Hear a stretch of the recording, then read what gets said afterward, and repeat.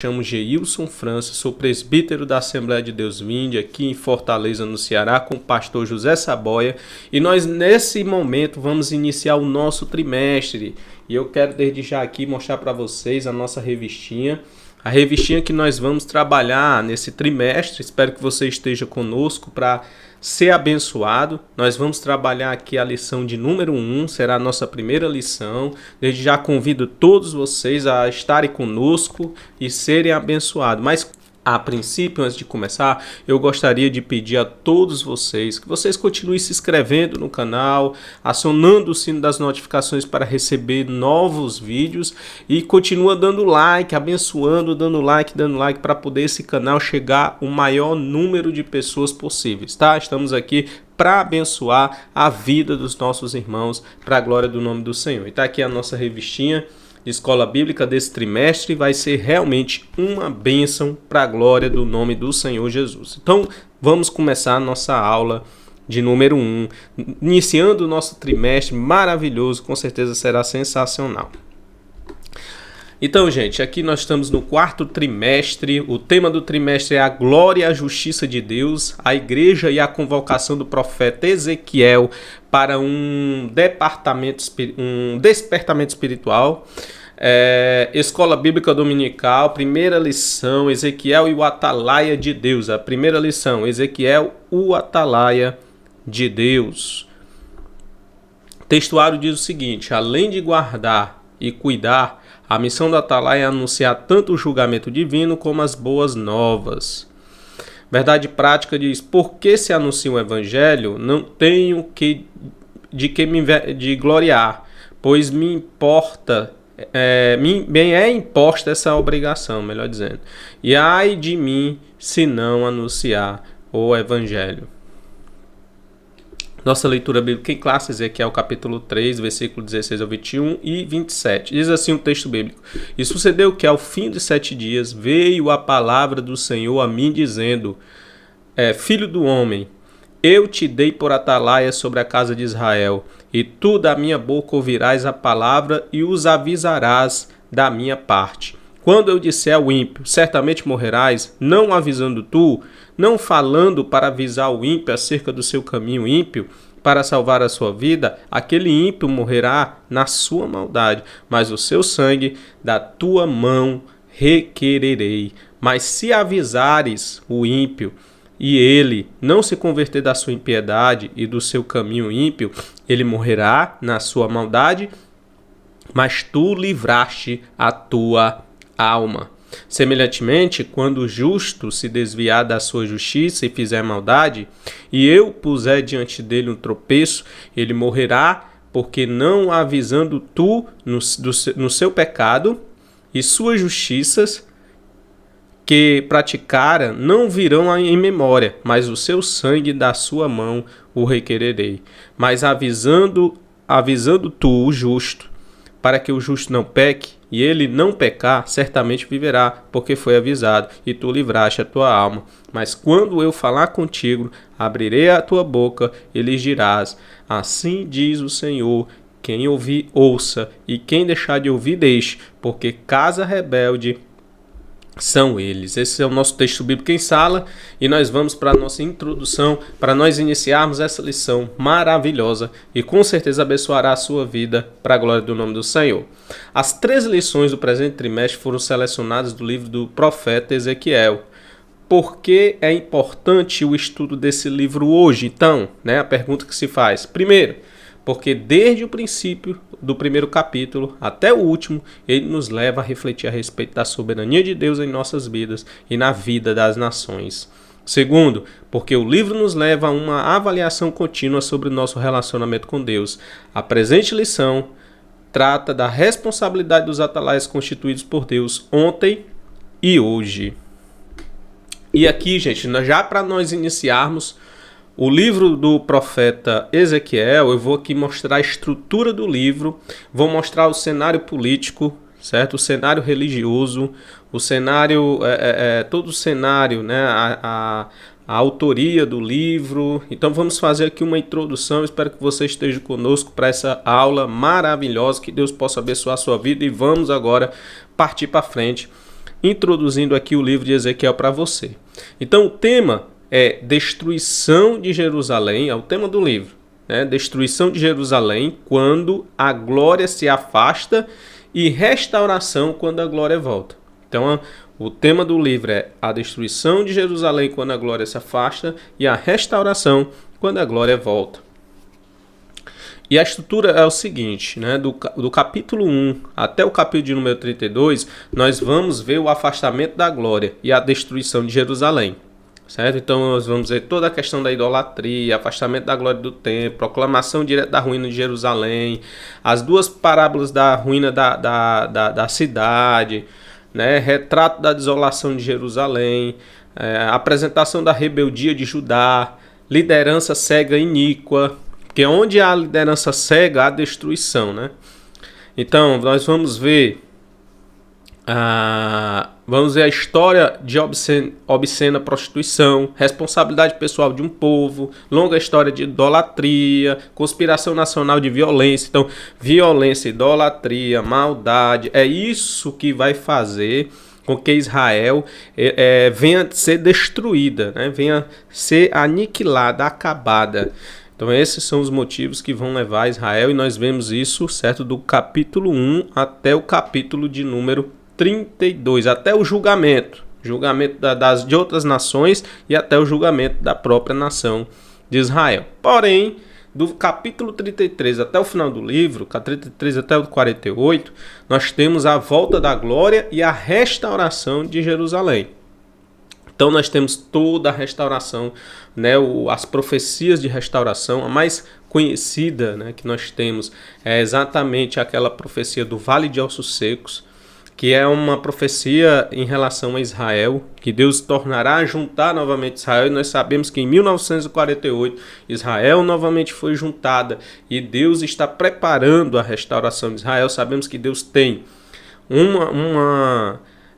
um carinho especial com Israel, sabemos que Deus ele tem um carinho realmente muito grande com este povo, e vai sim restaurar Israel. Deus tem um carinho com seu povo e igreja, mas Deus não abandonou Israel. Vai haver sim o momento da restauração, e o livro de Ezequiel mostra perfeitamente essas questões, certo? Então nós vamos ver o processo profético da restauração de Israel, exigência de reação pessoal, responsabilidade pelo pastor divino, restabelecimento por purificação divina, né? Restabelecimento por vida e unidade divina. Do capítulo 33 até o 48 vai falar só de restauração, ok? Não vou me alongar. Só mostrei essa estrutura porque é importante, né, mostrar essa estrutura. É um pedido, inclusive, da própria subsídio teológico, né, trazer essa estrutura para que vocês possam ter uma visão do todo do livro de Ezequiel, que será o livro que nós vamos estudar durante esses 3 meses que se seguirão. Beleza? Então vamos para frente. Título do livro. O título do livro, Ezequiel, significa Deus fortalece, ou fortalecido por Deus, né? Deus fortalece ou fortalecido por Deus. Um título apropriado para o livro e para o profeta, que recebeu uma dura mensagem para os judeus exilados na Babilônia. Então, nós temos uma diferença, por exemplo, vocês vão ver, daqui a pouco eu vou até mostrar mais tranquilamente, a diferença do profeta Daniel, porque o profeta Daniel ele profetizou e exerceu o seu ministério no palácio, juntamente com o rei da Babilônia, enquanto que Ezequiel ele exerceu o seu ministério no meio do povo exilado, né? Então tem essa diferença entre o profeta Daniel e o profeta Ezequiel, que foram contemporâneos, inclusive, certo? Eles viveram exatamente no mesmo período e profetizaram também no mesmo período. Autoria. A autoria de Ezequiel é reconhecida universalmente, embora o seu nome não seja mencionado em nenhum outro livro bíblico, é identificado de diversas maneiras como autor do próprio livro. Identifica-se pelo nome em 1 e 3 e 24, e em todo o livro apresenta um estilo autobiográfico, fazendo realmente aí, certo, uma alusão de que realmente, uma alusão não, dando uma certeza, uma certeza, melhor dizendo, né? Dando uma certeza de que foi escrito por uma pessoa, né? Só existe um estilo autobiográfico, né? Então foi escrito realmente, né? Dando essa certeza de que o livro foi escrito realmente por Ezequiel. Usar um singular estilo gráfico de visões, parágrafos, parábolas, melhor dizendo, alegorias e ações simbólicas no livro todo. A ênfase sacerdotal do livro também sugere ser Ezequiel um sacerdote, ofertas, templo, altar, sacerdotes e etc. Certo? Então, autoria. Quem é o autor? Ezequiel, sem nenhuma sombra de dúvida. E é reconhecido também universalmente. Observa-se de diversa maneira a formação de Ezequiel. Então vamos lá agora estudar, ver um pouquinho a respeito de Ezequiel. Quem era Ezequiel? Ele nasceu na família de Buzi, o sacerdote, em 622 a.C., no auge da reforma de Josias em Jerusalém, o 30º ano de 11. É geralmente presumido ser a idade de Ezequiel no ano de 592 a.C., portanto, teria ele 30 anos quando lhe foi dada a primeira visão. Essa é também a data do 5º ano do reinado de Joaquim, que ele é citado apenas para poder mostrar mais ou menos a questão da data. O rei, né? O rei Joaquim, pois o ministério de um sacerdote começava aos 30 anos, né? No capítulo 1 e versículos 1 e 2. Ele foi exilado com Joaquim em 597, quando Nabucodonosor levou para a Babilônia o que havia de melhor na terra. Na Babilônia, viveu em sua própria casa, numa colônia judia chamada Tel Abib, junto ao rio Quebar, canal do Eufrates, evidentemente perto de Nippur, certo? De Nippur, melhor dizendo. Ezequiel era casado, mas a sua esposa faleceu em 10 de janeiro de 588, dia em que começou o cerco em Jerusalém, certo? Nós vamos ver lá no capítulo 24, versículo 1, versículo 15 ao versículo de número 18. Usando o seu próprio lar como lugar de encontro, ministrou aos anciãos que se juntavam para receber o seu conselho, talvez inaugurando o sistema de sinagoga. Seu ministério continuou por pelo menos 23 anos, até 570, a última data registrada de suas profecias. Então essa aqui é o que nós temos a respeito de Ezequiel, certo? Essas informações aqui que acabei de mostrar para vocês. A data em que foi escrito o livro foi escrito aproximadamente entre os anos 592 e 570 a.C. Qual era a localização geográfica de Ezequiel? Ezequiel e Daniel diferem de todos os outros profetas no fato de o seu ministério ter sido exercido primordialmente fora da Palestina. Então Ezequiel e Daniel exerceram os seus ministérios fora da Palestina. E Daniel, da família real de Judá, serviu na corte real gentia da Babilônia. Ezequiel, o sacerdote, foi conselheiro dos exilados judeus. Eram ambos da mesma idade, aproximadamente, sendo que Daniel foi exilado em 605 e Ezequiel ele foi exilado em 597 a.C. Então, o ministério aqui deles foram distintos, né? Enquanto um profetizou na corte da Babilônia, o outro profetizou no meio dos exilados, sendo inclusive conselheiro dessas pessoas. O exílio de Ezequiel era numa colônia judia em Tel Abib, perto de Nippur, cerca de 80 quilômetros a sudeste da Babilônia, nas proximidades do grande canal Quebar. Esse canal corria em volta da Babilônia, entre os rios Eufrates e Tigre, e estava mais ou menos a 240 quilômetros ao sul da moderna Bagdá, e mais ou menos a 200 quilômetros ao norte de cidade natal de Abraão. O nome Tel Abib significa outeiro de grão, que sugere a fertilidade da planície bem irrigada. A instalação da colônia naquele local pode ter sido arranjada por Daniel, que governava com Nabucodonosor a província da Babilônia desde 603 a.C.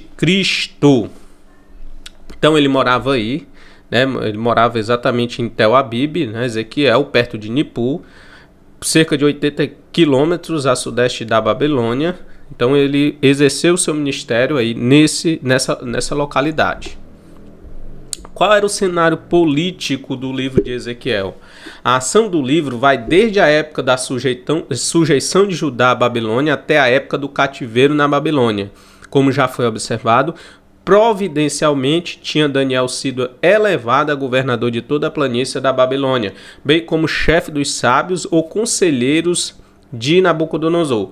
Já que isso acontecera 5 anos antes da deportação de Ezequiel e 16 anos antes do exílio final, em 586, os exilados judeus da Babilônia estavam em boas mãos politicamente. Foi também essa a época do apogeu do poder e glória da Babilônia, certo? Foi exatamente durante o governo onde Daniel, que se identificava muito com os judeus, ele já tinha se tornado chefe dos sábios, dos conselheiros de Nabucodonosor, governava toda a província da Babilônia. Então, provavelmente, o governo, que foi encarado ali pelos judeus tenha sido um governo muito bom, exatamente por ter Daniel como um dos chefes ali das províncias e também conselheiro próximo de Nabucodonosor. Ezequiel pouco falou sobre política judaica, nem mesmo mencionou Zedequias, o rei vassalo de Judá naquela ocasião. Sua profecia não se refere a outro rei de Israel ou Judá pelo nome, a não ser Davi. O rei Joaquim, ele é citado, ele é mencionado apenas com um objetivo para se tornar um referencial de data, só isso mesmo. Com referência à política das nações pagãs, entretanto, Ezequiel pronunciou julgamentos sobre muitas que rodeavam Israel devido à sua violência contra a nação judaica e o santuário de Deus. Ao contrário de Jeremias, Ezequiel não se fixou na história política da época. A política do tempo do fim, dos capítulos 38 e 39, relaciona-se com a restauração de Israel, mas a grande batalha travada é primordialmente gentia, servindo a um propósito espiritual. Então, gente, politicamente, Ezequiel não trabalhou tanto a questão política, assim como Jeremias fez em seu livro. Qual era o cenário religioso de Ezequiel? Neste livro, Israel não somente está sem rei e sem país, como também sem um templo e sem os meios de cumprir os ritos religiosos ordenados por Moisés. O único lugar de ajuntamento religioso na Babilônia registrado por Ezequiel é a sua própria casa, onde ele aconselhava os cidadãos, os anciãos. Esses anciãos eram evidentemente os primeiros líderes de sinagoga, que se tornaram mais tarde os governadores delas e do povo. Sem um templo, o sistema ritual de animais sacrificados, festas e todas as funções relacionadas com o templo era inoperante. O caráter espiritual dos exilados a quem Ezequiel ministrava não era melhor do que a daqueles a quem Jeremias ministrava em Jerusalém. Ele empregava uma frase característica para descrevê-los: casa rebelde, usada 16 vezes por Ezequiel e raramente encontrada em outros livros. A mudança do local não mudou os seus corações ou o seu propósito para com o Senhor até aquela data. O ponto de vista de Ezequiel era especialmente religioso ou espiritual e avaliava as ocorrências políticas ou físicas sob seu prisma. Observe-se tal coisa em suas visões da glória, os 6 executores de Jerusalém, a captura do sobrenatural do príncipe de Judá para a Babilônia, a descrição do sobre-humano, rei de Tiro e etc. O ponto de vista de Ezequiel é sempre sacerdotal e celestial, em vez de apenas político. Então, o livro de Ezequiel, ele é eminentemente religioso, no sentido de que ele trabalhou muito as questões espirituais no seu livro, certo? Então, vamos aqui continuar a nossa aula, dessa vez falando dos objetivos do livro de Ezequiel. Quais eram os objetivos do livro de Ezequiel? O objetivo era duplo, conforme se pode observar nas 2 visões principais do livro. Primeira, promover arrependimento e fé com o aviso do julgamento iminente sobre Jerusalém e as nações. 2. Estimular a esperança e confiança com a mensagem posterior de reafirmação de que um dia o povo seria novamente reunido, a cidade restaurada e um novo templo construído. A primeira mensagem foi enfatizada durante os 6 primeiros anos do seu ministério. Ele afirmou que Jerusalém e o templo seriam destruídos pela Babilônia, não cairia rapidamente, como os falsos profetas proclamavam, e o Egito seria uma falsa esperança de exílio, pois também seria conquistado pela Babilônia. Todavia, depois da queda de Jerusalém, Ezequiel tornou-se o profeta da esperança e do otimismo, quando profetizou a restauração final de Israel. Deu-lhes a descrição detalhada da futura glória e santidade da nação, evitando assim que eles se estabelecessem nas atividades prósperas da Babilônia e se esquecessem de Jerusalém. Então, é de fundamental importância a vida de Ezequiel para o povo de Deus, que estava lá exilado. Embora a casa rebelde, que não queria ouvir, mas ele foi levantado para falar. Se quisesse ouvir, bem. Se não quisesse ouvir, tudo bem. Vocês viram isso e ouviram quando a gente leu a leitura bíblica no capítulo 1, versículo 27 de Ezequiel. Tá? Então, ele era uma atalaia, ele falava. Ele falava para o povo a respeito do julgamento. Se por acaso o povo não se arrependesse, o povo não chegasse novamente para Deus, e falava e falou também do arrependimento, falou também da restauração. Então trouxe esperança para o povo de Israel, para que o povo de Israel também não vivesse só desesperançado, porque já estavam devido o próprio cativeiro que estavam enfrentando juntamente com Ezequiel. Então, sobre o livro de Ezequiel.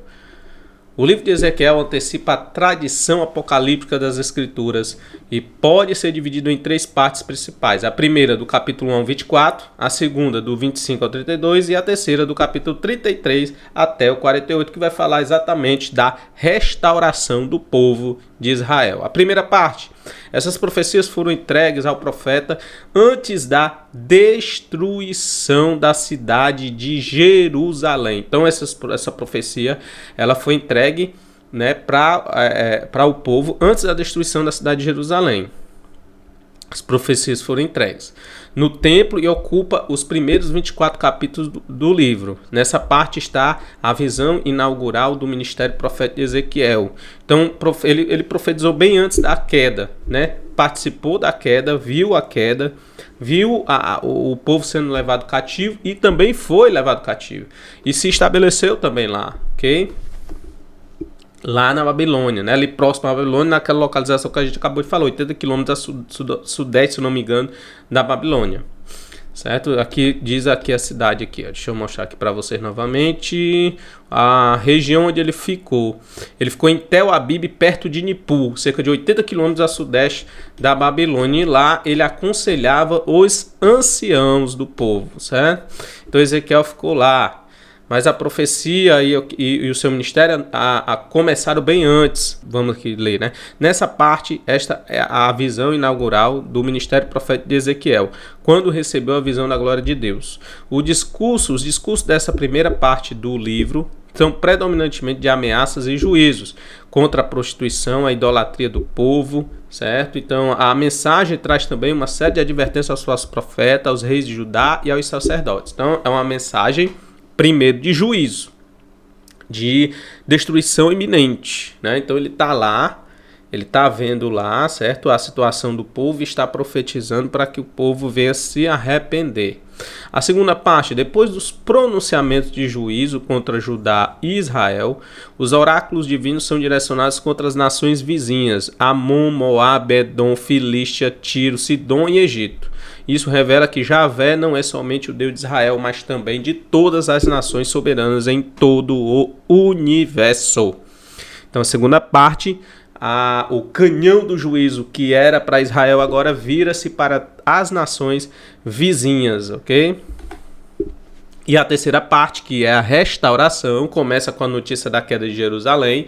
Os oráculos dos capítulos 33 e 39 falam do retorno dos judeus de todas as partes do mundo à terra de seus antepassados, incluindo a visão do Vale de Ossos Secos. São profecias espirituais de toda a casa de Israel.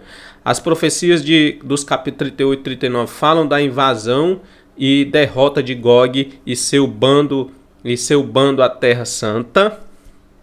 O livro de Ezequiel termina com a visão do novo templo e da redenção para Israel e toda a humanidade como resposta à primeira visão. Esse livro é muito interessante. Vou fazer aqui uma comparação quando a gente for falar um pouquinho sobre a palavra Filho do Homem. Eu vou falar um pouquinho também sobre como é qual era o significado dessa palavra Filho do Homem para quando se tratava de Jesus, né? Quando ele foi usado para falar de Jesus. Aqui nós vamos falar também, né, do significado da palavra Filho do Homem que foi utilizado para poder caracterizar o ministério de Ezequiel. Sobre o profeta. Agora, sobre o profeta. A gente já viu muita coisa sobre o profeta, mas a gente vai ver agora que o comentarista colocou aqui algumas informações sobre o nosso profeta que estamos estudando, ok? As poucas informações sobre a vida pessoal de Ezequiel estão nos relatos entrelaçados da profecia registrada no livro. Ele não é mencionado nos outros livros do Antigo Testamento. A identidade. O seu nome hebraico significa fortalecido por Deus e não aparece nos relatos dos reis e das crônicas. O pouco que se sabe a respeito dele é o que nós lemos no livro que leva o seu nome. São alguns detalhes de sua vida pessoal. E esses fatos aparecem para ilustrar a situação exílica de seus compatriotas na Babilônia. Ele viveu entre os exilados da Babilônia e iniciou seu ministério ali no cativeiro, quando completou 30 anos de idade, no 30º ano. Não se sabe a data exata do fim do seu ministério, mas, com base nos dados cronológicos apresentados no livro, sabemos que seu ofício durou cerca de 22 anos. Então, essa aqui é a primeira parte da identidade de Ezequiel. Agora, a segunda parte, a sua procedência, de onde ele procedeu. Ezequiel era de Jerusalém, pertencia a uma família sacerdotal, filho de Buzi. Ele foi levado para a Babilônia na primeira leva de deportados em 597 a.C., quando o rei Nabucodonosor, depois Joaquim do trono de Jerusalém, levando-os para a Babilônia e pondo Zedequias, seu irmão, em seu lugar. Daniel estava também entre eles, tá? Enquanto Ezequiel vivia entre os exilados e exercia o seu ministério profético entre o povo, Daniel servia na corte de Nabucodonosor e Jeremias profetizava em Judá para o povo de Jerusalém. Então aqui mais algumas informações a respeito de Ezequiel. Agora vamos ver aqui sobre o atalaia, porque ele foi chamado de atalaia, né? Qual era a função de um atalaia? A gente pode ver pelo menos aqui, para podermos falar um pouco sobre a função do atalaia, nós podemos ler aqui 2 Samuel capítulo 18, versículo 24 a 27, que diz assim: E Davi estava sentado entre as duas portas, e a sentinela subiu ao terraço da porta, junto ao muro, levantou os olhos e olhou, e eis que um homem corria só. Gritou, pois, a sentinela e disse ao rei: Se vem só, há novas em sua boca. E vinha andando e chegando. Então viu a sentinela outro homem que corria, e a sentinela gritou ao porteiro e disse: Eis que lá vem outro homem correndo só. Então disse o rei: Também traz este novas. Disse mais a sentinela: Vejo o correr do primeiro, que parece ser o correr de Aimaas, filho de Zadok. Então disse o rei: Este é homem de bem e virá com boas novas. Então, qual era a função da sentinela aqui? Avisar, né? E aí nós temos também um outro texto, 2 Reis, capítulo 9, versículo de número 17, versículo de número 30, e diz assim: E os atalaias estavam na torre de Jizreel, e viu a tropa de Jeú, que vinha, e disse: Vejo uma tropa. Então disse Jorão: Toma um cavalo e envia-lhe ao encontro, e diga: A paz. E o cavaleiro lhe foi ao encontro e disse: Assim diz o rei: A paz. E disse Jeú: Que tens tu que fazer com a paz? Passa-te para trás de mim. E o atalaia o fez saber, dizendo: Chegou a eles um mensageiro, porém não voltou. Então enviou outro cavaleiro, e chegando este a eles, disse: Assim diz o rei: A paz. E disse Jeú: Que tens tu que fazer com a paz? Passa-te para trás de mim. E o atalaia o fez saber, dizendo: Também este chegou a eles, porém não voltou. E o andar parece com o andar de Jeú, filho de Nissi, porque anda furiosamente. Gente, aqui nós vemos aqui a função primordial do atalaia, né? O atalaia ou sentinela é aquele que avisa o rei a respeito de algum perigo. Olha, tá vindo um perigo aí. Tá vindo um cara aí, olha, tá vindo o perigo ou boas novas também, né? É exatamente muito parecido aqui com o próprio ministério de Ezequiel, porque Ezequiel foi um profeta que pregou sobre juízo, sobre o perigo, mas também que pregou sobre a restauração, ou seja, sobre as boas novas. Que isso aqui tem muito a ver com o que nós temos que fazer também. Existe o perigo, a gente precisa pregar sobre o perigo daquele que pratica maldade. Aquele que pratica maldade já está julgado, a palavra mesmo o julga, certo? Mas a gente também temos que pregar as boas novas, a esperança de restauração para o povo. É isso que também devemos fazer enquanto servos do Senhor e atalaias de Deus, assim como Ezequiel também foi chamado de atalaia por Deus, né? Assim também somos atalaias de Deus para poder pregar tanto o juízo e o perigo que o juízo está trazendo, está vindo, né, e trazendo para todas as pessoas. Assim também temos a obrigação de pregar a restauração e as boas novas do reino, que é Jesus de Nazaré. O fim dos 7 dias.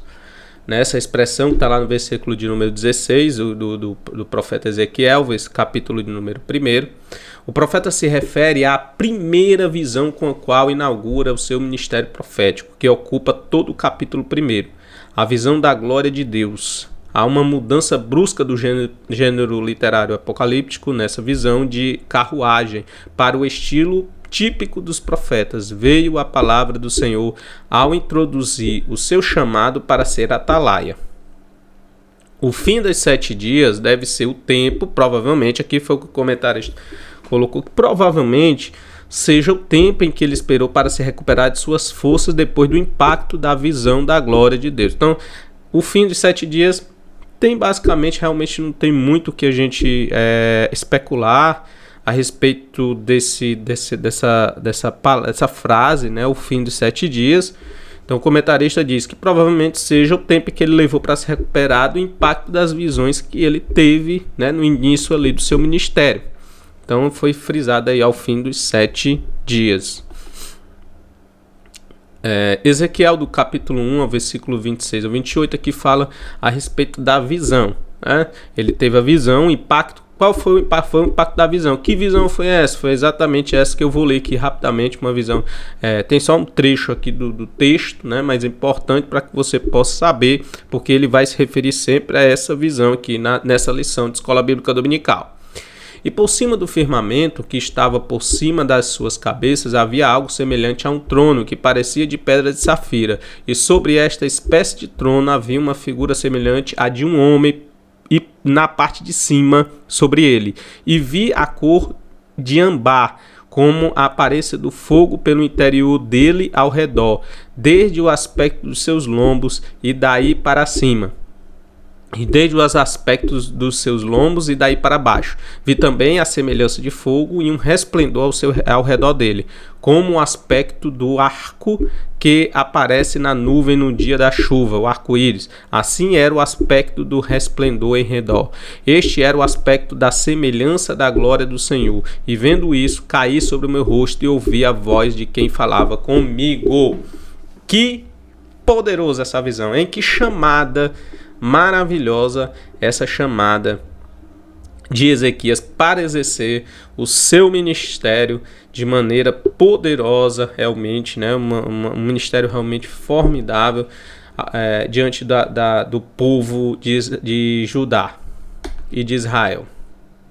Agora vamos ver aqui sobre a expressão filho do homem, que também é muito importante.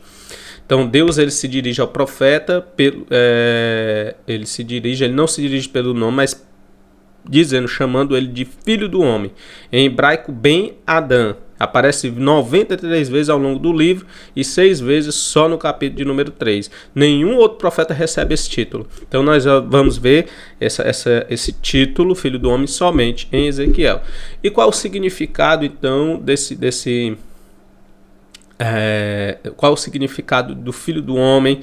O Filho do Homem fala da fragilidade humana, realmente, né? Então, o significado aqui de Filho do Homem sendo aplicado a Ezequiel é exatamente a fragilidade de Ezequiel por causa do seu pecado. É exatamente isso. É a fragilidade dele por causa do seu pecado, por ser filho de homem, por ser homem. Então tem essa significação, certo? Tem esse significante. Mas agora nós vamos falar da expressão filho do homem aplicada a Jesus Cristo. E aqui, para poder a gente estudar a expressão filho do homem aplicado em Jesus Cristo, eu quero já mostrar para você que é muito interessante, certo? Essa questão.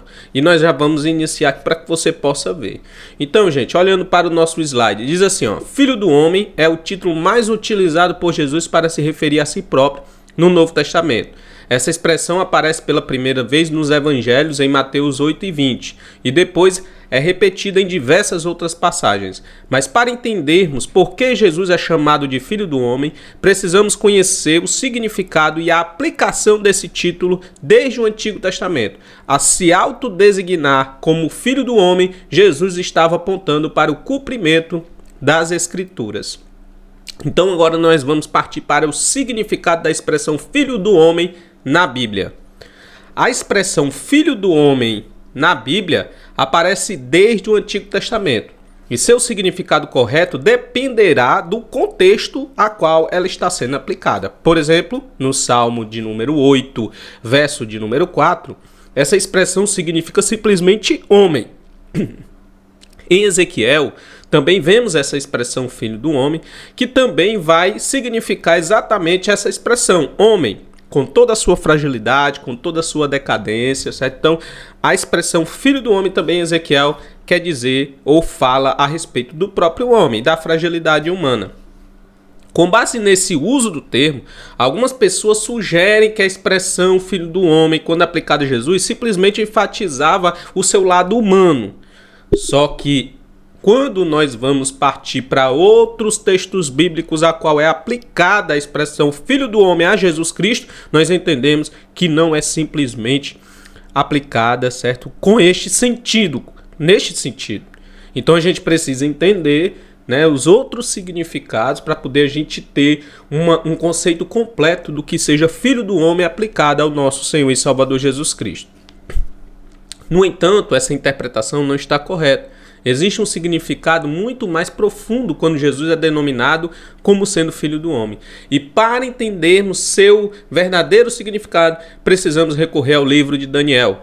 É nesse livro que encontramos a explicação acerca da origem do significado do título Filho do Homem aplicado a Jesus Cristo. No capítulo 7 de seu livro, o profeta Daniel fala sobre suas visões à noite. Ele escreve que vindo com as nuvens dos céus, um como filho do homem, e dirigiu-se ao ancião de dias e o fizeram chegar até ele. Em Mateus 26 e 64, o próprio Jesus declara algo maravilhoso. Ele diz, eu, porém, lhes digo que desde agora verão o Filho do Homem sentado à direita do Todo-Poderoso e vindo com as nuvens do céu. A semelhança entre ambos os textos é inegável e, obviamente, a expressão é utilizada para se referir à mesma pessoa. Tanto em Daniel, essa expressão ela é utilizada para se referir a uma pessoa que viria nas nuvens dos céus.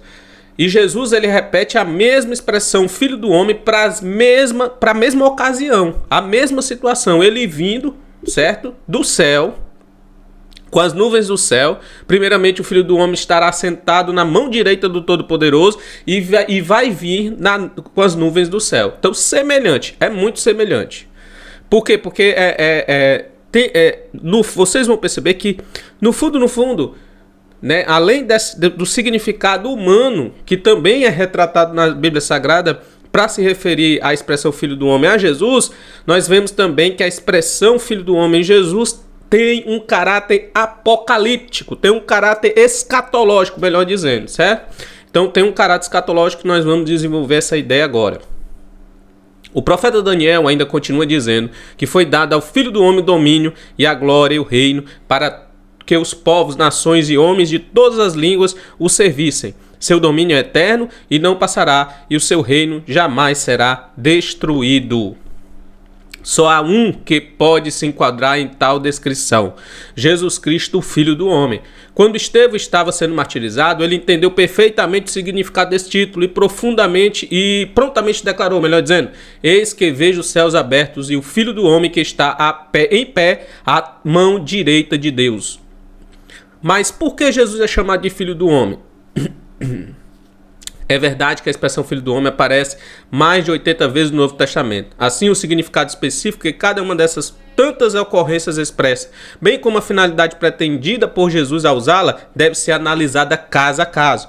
Todavia, em todas essas ocorrências, existe um significado principal que geralmente se refere à humilhação de Jesus e à sua exaltação. Então, geralmente nós vamos encontrar nessas 80 passagens do Novo Testamento que vai retratar sobre o Filho do Homem, nós vamos encontrar algo semelhante, né, a uma referência à humilhação de Jesus e à sua exaltação. Ao apontar para o sentido da humilhação, Jesus é o Filho do Homem que não tinha morada permanente na terra, que muito sofreu, que foi traído, foi preso, foi morto, foi crucificado, foi sepultado. Então, como Filho do Homem, ele passou por uma humilhação. Então, em alguns textos bíblicos, vai tratar exatamente da expressão Filho do Homem, tratando a respeito dessa expressão, utilizando essa referência à humilhação de Jesus Cristo. Porém, por outro lado, ao apontar para o sentido da exaltação, Jesus é o Filho do Homem que ressuscitou, que voltará em grande glória junto de seus anjos e se assentará no trono para julgar. É possível notar que o título Filho do Homem servia para revelar o próprio Cristo de forma gradual. Primeiramente, ele humilhado, ele perseguido, ele maltratado, preso e morto. E nós temos um outro sentido também nas Escrituras muito claro, que é o Filho do Homem sendo exaltado, sentado à direita do Pai e vindo nas nuvens dos céus, juntamente com os seus anjos, para poder vir buscar a sua noiva. Então a expressão Filho do Homem tem esse significado gradual, revela uma forma gradual de glorificação de Jesus Cristo. Muito provavelmente nas primeiras vezes em que Jesus utilizou essa autodesignação, as pessoas entenderam que a expressão Filho do Homem significava simplesmente um humano. Mas conforme Jesus se revelava em seu ministério terreno, um significado mais profundo começava a despontar. Isto fazia com que as pessoas inevitavelmente perguntassem: quem é este Filho do Homem? Essa pergunta é respondida de forma muito clara na passagem já mencionada em Mateus 26, 62 e 64. Nesse texto, Jesus se mostrou como sendo aquele de quem Daniel testificou, o qual é glorificado na presença dos anciãos de dias. Para concluir, podemos dizer que o título Filho do Homem se refere ao sofrimento de Cristo, também ao seu ministério terreno, no sentido de ser uma afirmação de sua autoridade divina por meio das obras que ele realizava. E ainda, maravilhosamente, aponta de forma extraordinária para a consumação escatológica, onde Cristo glorificado cumpre a profecia de Daniel. Glória a Deus! Glória a Deus! Que bênção, né? A expressão Filho do Homem é algo profundo e algo maravilhoso. Revela um Jesus humilhado, mas também um Jesus exaltado e vindo nas nuvens do céu em cumprimento à profecia de Daniel. O atalaia sobre a casa de Israel. Então, onde seria o ministério, onde se cumpriria o ministério de Ezequiel? O ministério de Ezequiel se cumpriria entre os filhos de Israel. Embora ele tenha profetizado a respeito de outras nações, embora ele tenha profetizado a respeito de outros povos, mas ele foi levantado como atalaia. Primeiro, como a gente já estudou sobre a função do atalaia, para avisar a Israel do perigo que eles estavam correndo por estarem desobedecendo e fazendo maldades diante de Deus. E em segundo lugar, profetizar também a restauração e uma mensagem de esperança e boas novas para um povo que estava sofrendo e que estava sofrido. Então Deus sabia de antemão que os filhos de Israel no exílio continuariam a sua rebelião. Assim Ezequiel foi constituído por Deus foi constituído por Deus atalaia para profetizar os filhos de Israel. Então ele seria atalaia da casa de Israel. Ele não esperava o resultado de sua pregação. Seu propósito era apenas advertir o povo de Israel, né? Hão de saber que este, ou melhor dizendo, agora refazendo aqui a frase, hão de saber que esteve no meio deles um profeta. Certo? Então você pode perceber também no próprio texto bíblico, lá na leitura bíblica em classe, diz lá, olha, diz, quem quiser ouvir, ouve, quem não ouvir, que não ouça. Problema de quem não ouvir, mas você é o atalaia. Se você avisar o ímpio e ele se converter, será salvo. Se não se converter, o sangue será sobre ele. Agora, se você não falar, o sangue do ímpio que morrer vai estar nas tuas mãos. Da mesma forma, do justo que se desviar. Se ele ouvir, você vai salvar ele. E você estará livre do sangue da pessoa que você pregou, da qual você pregou, né? Do justo. Mas se o justo desviado não ouvir, ou você não falar para esse justo, o sangue desse justo eu vou requerer da sua mão. E foi assim que Deus falou para o profeta Ezequiel, como atalaia de Deus no meio do povo de Israel, para avisar sobre o perigo, mas também sobre a restauração do povo de Deus. Sobre a responsabilidade, gente. Então, a responsabilidade do profeta como atalaia sobre Israel se assemelha à nossa como cristão. E aí a gente faz a aplicação, que nós vamos buscar sempre nessa lição. Buscar uma aplicação dos textos bíblicos de Ezequiel. Então, nesse último ponto aqui da nossa revista, nossa primeira aula maravilhosa da Escola Bíblica Dominical, né? Nós vamos aqui ver que nós temos uma responsabilidade, assim como o profeta Ezequiel tinha uma responsabilidade diante do povo, nós também temos responsabilidades enquanto cristãos, de pregarmos as boas novas, de discursar, de chamar o justo para a salvação e o injusto também, né? O justo que se desviar e o injusto que está na sua injustiça.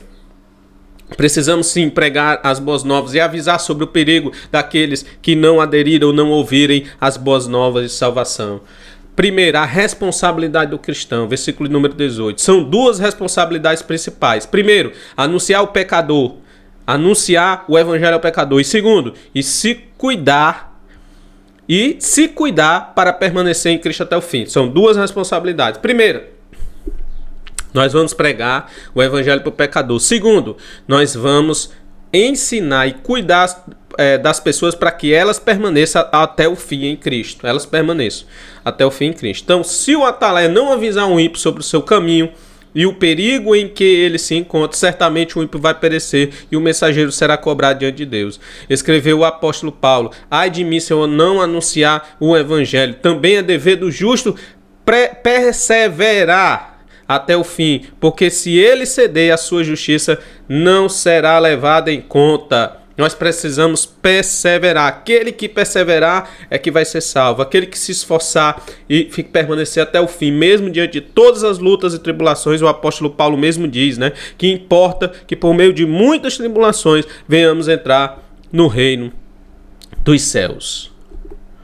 A responsabilidade do ímpio. Quando anunciamos o evangelho e o pecador rejeita a salvação em Cristo, tal rejeição vai testificar contra ele mesmo naquele dia. Deus disse a Ezequiel: quem ouvir, ouça, e quem deixar de ouvir, deixe de ouvir. A expressão usada pelo Senhor Jesus, quem tem ouvidos ouça, em passagens paralelas, em Apocalipse, por exemplo, também capítulo 3, versículo 9, é uma fraseologia similar à que veio de Ezequiel. Isso significa que Deus é a fonte da profecia de Ezequiel e do evangelho que pregamos. Então, se o ímpio não se converter e a gente avisar ele a respeito do perigo como atalaia, o Senhor não vai cobrar de nós. Mas se nós não avisarmos, a cobrança também recairá sobre nós. Daí a responsabilidade diante do ímpio e também diante do justo. A extensão da nossa responsabilidade, versículo 20. Quando o justo se desvia, precisa igualmente ser alertado. Assim como o ímpio que precisa ser alertado, o justo que se desvia também precisa ser alertado.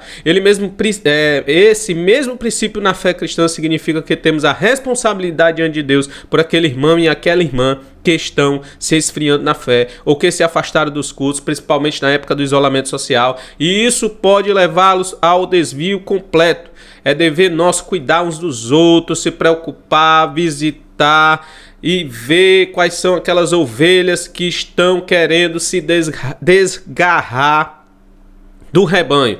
É nossa missão cuidar, zelar, abençoar, para que elas permaneçam firmes, perseverem na vontade do Senhor. Então são duas coisas que nós pretendemos com essa responsabilidade que nós temos enquanto cristão. Primeiro, pregar para o ímpio, pregar para o pecador, pregar para aquele que está fora da igreja, está perdido. E segundo, pregar e ensinar e ajudar e cuidar daqueles que estão esfriando, para que eles permaneçam dentro da casa do Senhor.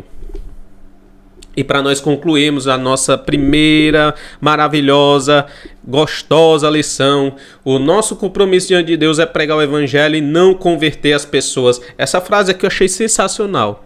Nosso dever não é converter, não é, como dizia Blaise Pascal, né? Você